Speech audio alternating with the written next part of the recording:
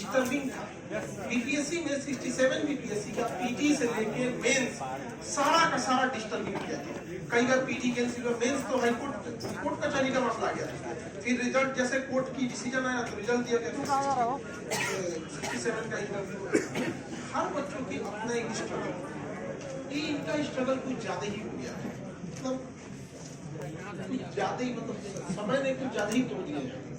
जब इनका 67 का इंटरव्यू मेंस क्लियर हुआ था, हमें लगता है कि हर बच्चा खुश होगा, क्योंकि टेंशन में थे, क्योंकि इंटरव्यू का डेट था और इनके पास कपड़े नहीं थे इंटरव्यू में ले जा सकते, जिसे पहन के अच्छे कपड़े दे सकते, तो कर्जा लेके कपड़ा खरीदना पड़ा। जिस कपड़े को मिलेगा कि इन्होंने इंटरव्यू दिया था, इतना स्ट्रगल की कहानी है। और एक आई कार्ड अभी भी संभाल के रखे हैं, छोटा छोटा, आपकी जेब में दिए थे आप। यहाँ पे देखिए, पहले ना जगह नहीं होता था तो टोकन दिया जाता था ऐसे करेंट अफेयर के लिए। यही क्लासरूम हॉल में था। पहला दिन आया तो इनका हाथ ही कट गया था, भीड़ में लग के लाइन में लग के सबसे पीछे बैठते थे, पीछे वाला लोग।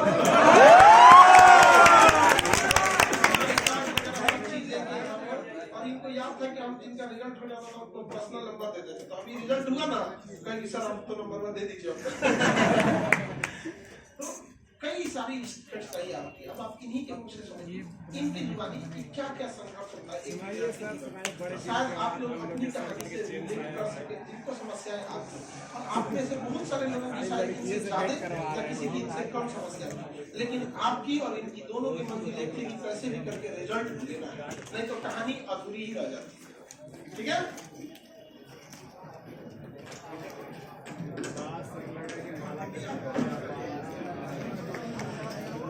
सबसे पहले तो सर का बहुत बहुत धन्यवाद कि अगर सर नहीं होते ना तो आज मैं यहाँ नहीं होता।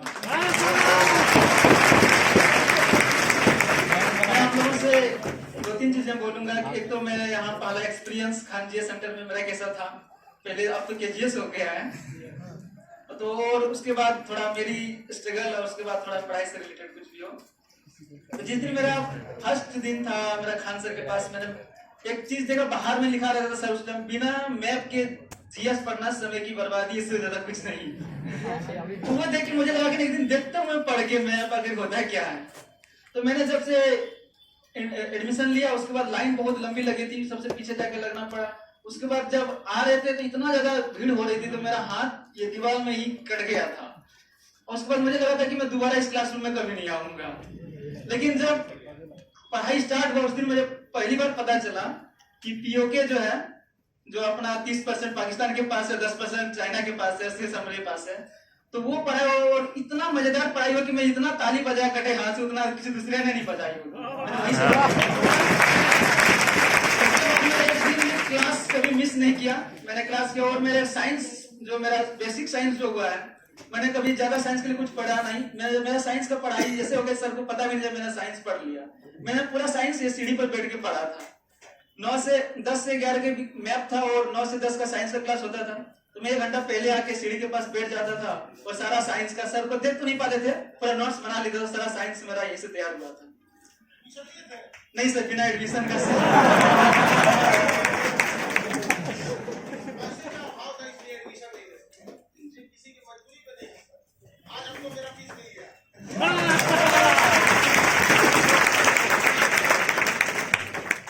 लॉकडाउन हो गया, बैचेज यहाँ बंद हो गए, मैं होली की छुट्टी में गया और वापस फिर एक बार आया दूसरी रूम खाली करके। जब मैं पटना छोड़ रहा था तो पूरे आंख में आंसू थे, हम लोग कुछ और भी दोस्त थे साथ में, रोते हुए पटना छोड़े। मुझे छोड़ने का मन नहीं कर रहा था कि पटना छोड़ के जाऊं, लेकिन परिस्थितियां ऐसी थी कि छोड़ना पड़ा। फिर लॉकडाउन में स्थिति इतनी खराब हो गई कि घर का स्थिति इतना था कि दिहाड़ी मजदूरी करना पड़ा मेरे भाइयों को। मेरे 2 बड़े भाई हैं जिन्होंने मुझे यहाँ तक पहुंचाने में बहुत हेल्प की। वो कोलकाता में चाय का दुकान लगाते हैं।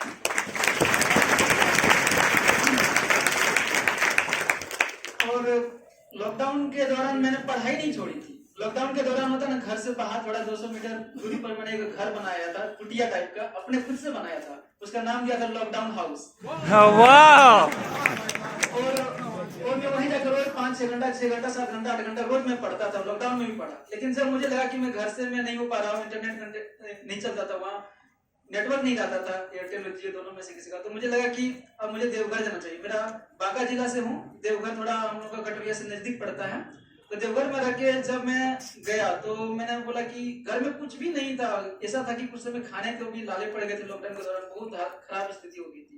लेकिन मैंने माँ से बोला कि मुझे पढ़ना है, उनको कुछ पैसा दो। शायद मेरे माँ के पास 150 रुपये थे और वही 150 रुपया पूरा घर का संपत्ति था शायद उस टाइम, कुछ था नहीं। तो उसने मुझे दिया और मैं भाड़ा करके आया देवघर।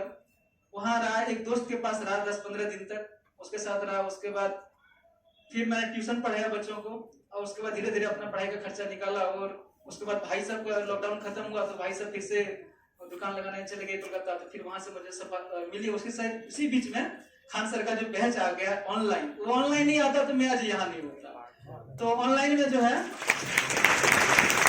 ऑनलाइन में पॉलिटी स्टार्ट हुआ था 11 रुपये का बैच, और उसमें मेरा तो मिस कर गया था। मैं 2 दिन के बाद एडमिशन लिया था, 99 रुपये में मैंने वो बैच परचेज किया। वही से पॉलिटी पढ़ा, फिर हिस्ट्री पढ़ा, फिर ज्योग्राफी पढ़ा, फिर इकोनॉमी पढ़ा। सब 200 रुपये वाला बैच था, ये 99 रुपये वाला शुरू में था। तो वहां से पढ़ा, उससे मेरा बेसिक मजबूत हुआ। उसके बाद मैंने सर सेल्फ स्टडी से प्रिपरेशन की 67 का मैं पीटी दिया, पीटी में हो गया। मेंस दिया तो मेंस में हो गया। मेंस का जब रिजल्ट आया तो थोड़ा सा मैं बताना चाहूंगा कि मेरे भाई जो है मेंस का रिजल्ट आने से पहले 67 बीपीएस से बहुत लंबा चला, लगभग 2 साल लग गए इसमें। तो घर वाला भी समझ रहे थे क्या कर रहा है, इतना दिन हो गया नहीं हो रहा। तो रिजल्ट आने से 2-4 दिन पहले मेरे भैया बोल रहे थे ऐसा करो ना, आजकल टीचर का बहुत ज्यादा नौकरी हो रहा है, ऐसा कर तुम टीचर बन जाओ। तो मुझे शायद भैया को पता नहीं कि टीचर बनने के लिए भी 2 साल का ट्रेनिंग करना पड़ता है, डीएलएड या बीएड वगैरह करना पड़ता है। तो उनको ये पता नहीं था। फिर बोला कि उसके लिए और भी ज्यादा अभी प्रॉब्लम है। तो फिर मैंने बोला कि नहीं देखिए हो जाना चाहिए। तो फिर जब 67 का मेरा मेंस का रिजल्ट आया तो मैं यही टेंशन में था कि ड्रेस कहाँ से रहेगा, क्योंकि मेरे पास उस टाइम अच्छा ड्रेस इंटरव्यू के लिए ब्लेजर वगैरह लेने में 8-9 हज़ार तो लग जाते हैं। तो फिर वो दोस्तों से कुछ उधार लिया, फिर भैया ने कहीं से कर्जा लिया और फिर मुझे ड्रेस दिलाया, फिर इंटरव्यू दिया और फाइनली मेरा सिलेक्शन 67 में हो गया।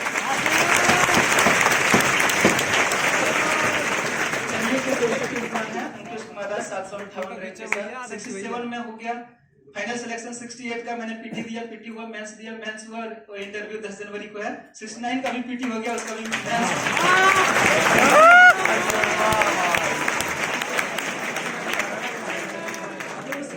कहना चाहूंगा कि परिस्थितियां सबके साथ अलग रहती, मेरे साथ कुछ डिफरेंट थी, सबके साथ किसी का मेरे से भी खराब होगी, कोई किसी का फाइनेंशियल है, किसी का मेंटली है, ढेर तरह की होती है। लेकिन आप लोग उस पर परिस्थितियों को अपने ऊपर हावी नहीं होने दें, आप परिस्थिति के ऊपर हावी हो जाएं। जैसे कि मेरा सपना था कि मुझे कुछ करना,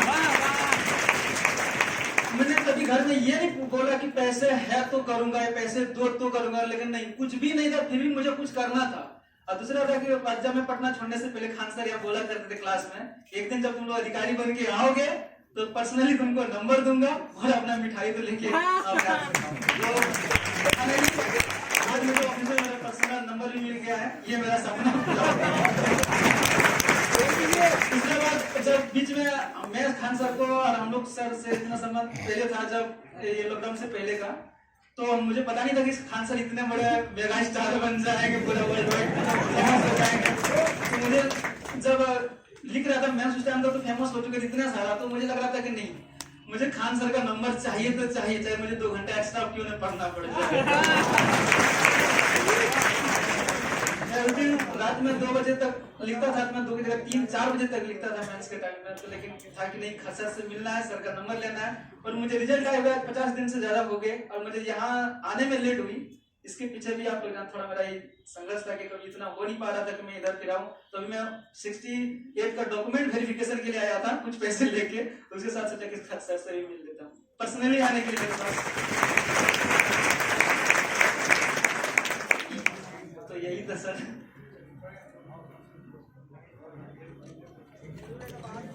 इतना पैसों के लिए संघर्ष शायद ही क्यों किया होगा, रिजल्ट आने के बाद बताने के लिए भी, आने के लिए भी पैसा देते हैं। वो भी 68 का क्या है ना, डॉक्यूमेंट वेरिफिकेशन चल रहा है, तो मजबूरी है, आपको आना ही पड़ेगा। तब उसके लिए कोई बात नहीं, सबके लिए संघर्ष होता है। अब तो दुनिया देखेगी ना। हाँ, कल तक कांच थे इसलिए चुपते थे, आज आईना बने हैं पूरी दुनिया।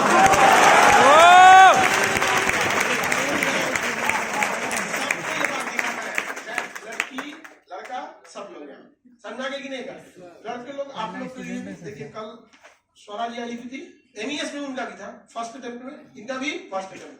आप लोग भी जब निकालिएगा, आप लोग को भी कोई गाइडेंस जरूरी होगा, तो ये लोग आपको गाइडेंस जरूर प्रोवाइड कराएंगे। इनकी भी अब नैतिक जिम्मेदारी है, क्योंकि जब इन युवाओं के हाथ में शासन जाता है ना, तो वही है जो देश बदल सकता है। आप इतना ईमानदार व्यक्ति जाने के बाद करप्शन करने वाले, समाज बदल जाएगा यहाँ पे एकदम। यही उद्देश्य के साथ हम लोग भी निकल रखे थे इस चीज के। और आप लोग का भी अब ये दायित्व बनता है कि एक बार अपने लिए तो पढ़ते ही हैं, समाज बदलने के लिए भी एक बार पढ़ाई कीजिए, ताकि देश को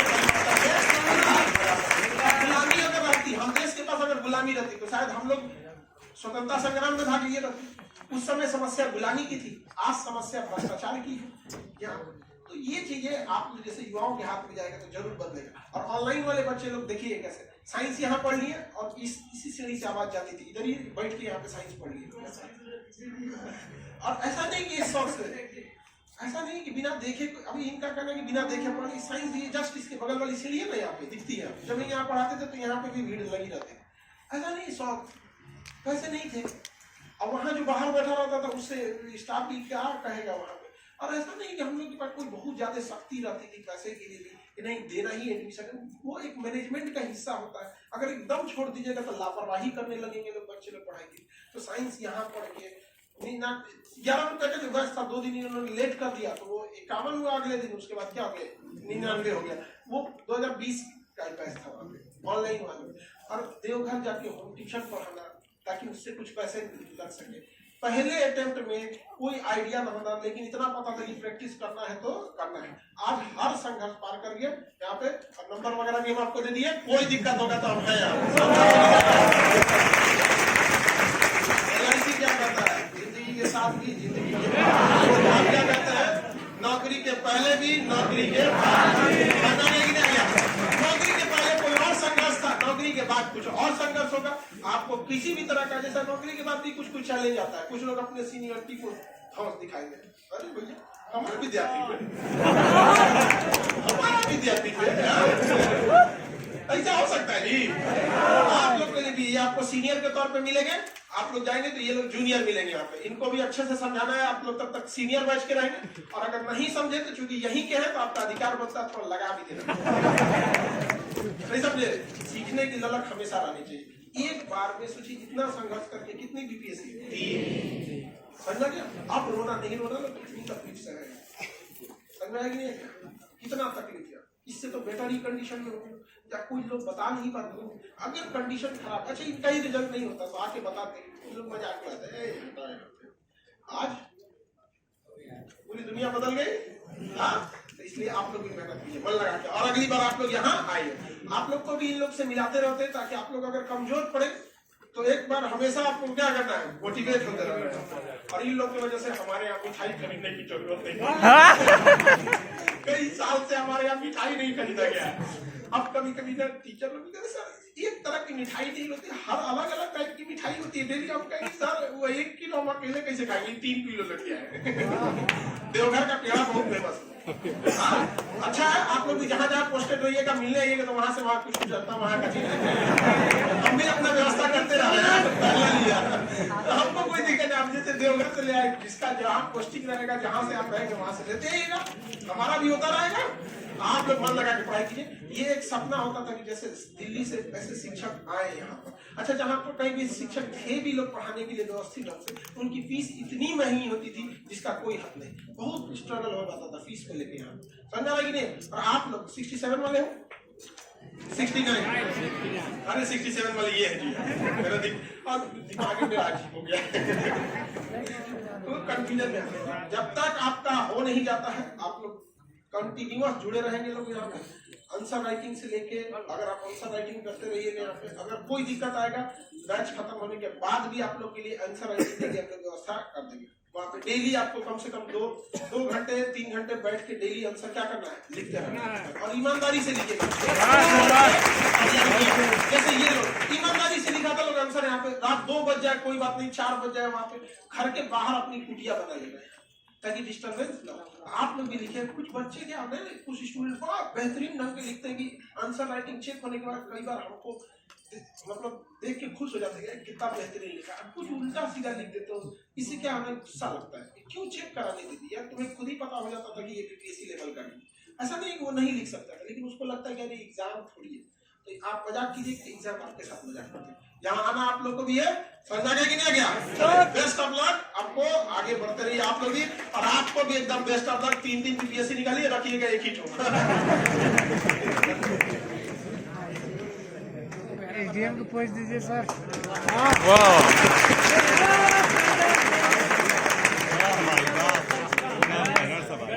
धन हो गया इसका माथा।